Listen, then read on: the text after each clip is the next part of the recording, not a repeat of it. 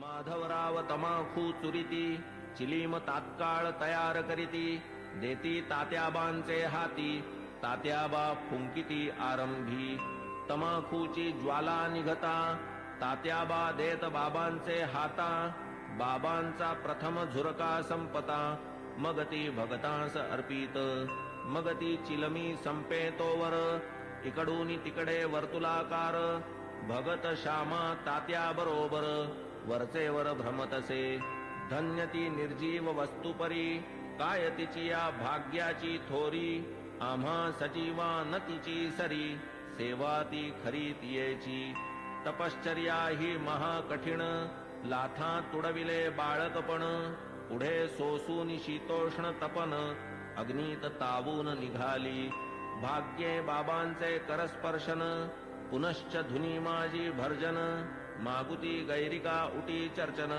मुखचुंबन तैलाधे असो कर्पूर केशर चंदन करीती उभय हस्ता विलेपन गळा सुमनमाळा घालून गुच्छावघ्राणन करविती सदा जयाचे सुहास्य वदन अति सप्रेम सदय अवलोकन तयास काय शृंगाराभिमान राखिला हा मान भक्तांचा जया अंगी भक्तीची लेणी शृंगारिला जो शांतीभूषणी तया या लौकिकी माळामणी अलंकरणी काय होत की जो वैराग्याचा पुतळा तयास किमर्थ पाचूंच्या माळा परी अर्पिता ओढवी गळा भक्तांचा सोहळा पुरवितो स्वर्ण पाचू दिव्यहार गळा विराजती मुक्तासर अष्टाष्ट षोडश जयांचे पदर अभिनव पुष्कर मिश्रित जाई जुई तुलसी माळा आपाद जयाचे रुळती गळा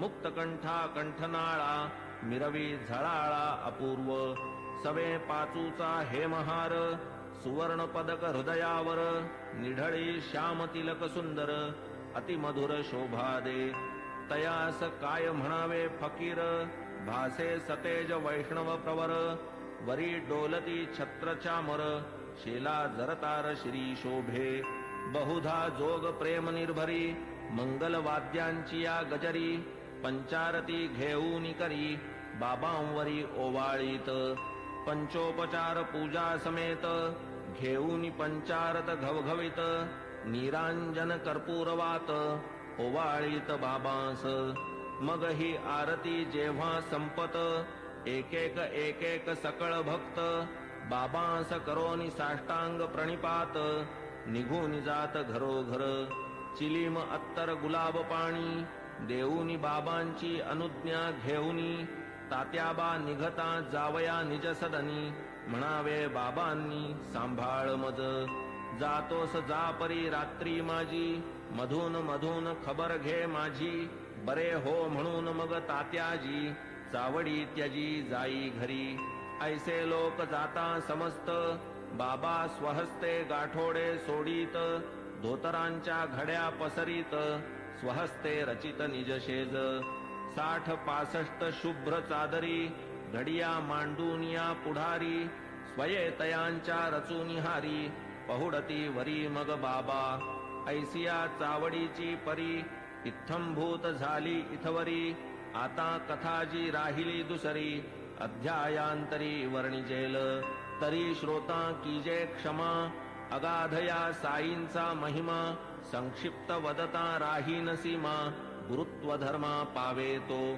आता साईंची हंडीची कथा आणिक ज्या ज्या राहिल्या वार्ता पुढील अध्यायी कथीन समजता सादर चित्ता असावे अखंड गुरुस्मरण स्वार्थ तोच हेमाडा निज परमार्थ गुरुचरणाभिवंदने कृतार्थ चारीही पुरुषार्थ त्यापोटी स्वस्ति श्री संत सज्जन प्रेरिते भक्त हेमाडपंत विरचिते श्री साई समर्थ सच्चरिते चावडी वर्णनम नाम 37तमोऽध्याय संपूर्णः श्री सद्गुरु साईनाथार्पणमस्तु शुभं भवतु श्री सच्चिदानंद सद्गुरु साईनाथ महाराज की जय।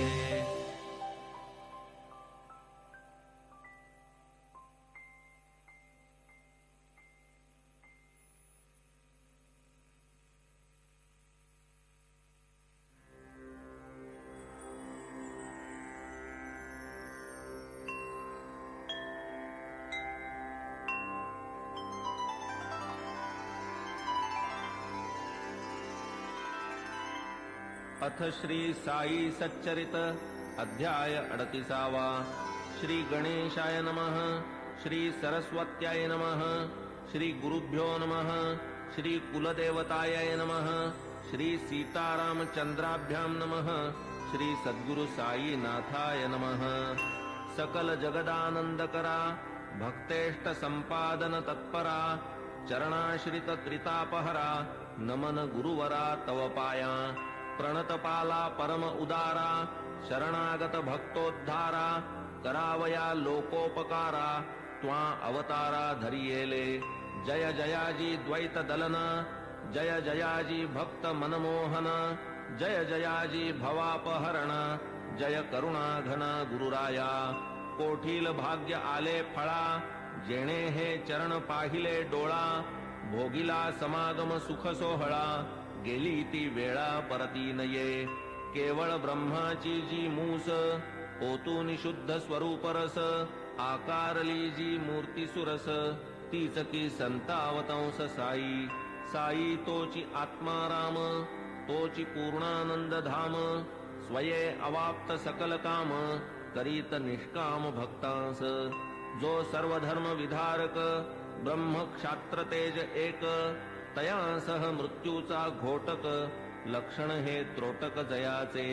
जन्म मरणादि संबंध तोडी तडतडा जो हे बंध तया मी जड अंध साष्टांग वंदन करीतसे. गताध्यायी अति आवडी वर्णिली साईनाथांची चावडी आता ये अध्यायी हंडी परिसा अखंडित सुखदायी. तान्हे बाळ खाऊ जाणे काय खाऊ ते ते नेणे दूध वा कवळ लावूनी भरवणे काळजी ही घेणे मातेने. तैसीच माझी साई माता लेखणी लेववूनी माझी ए हाता लिहवूनी घेई हा प्रबंध आयता आवडी निज भक्ता कारणे.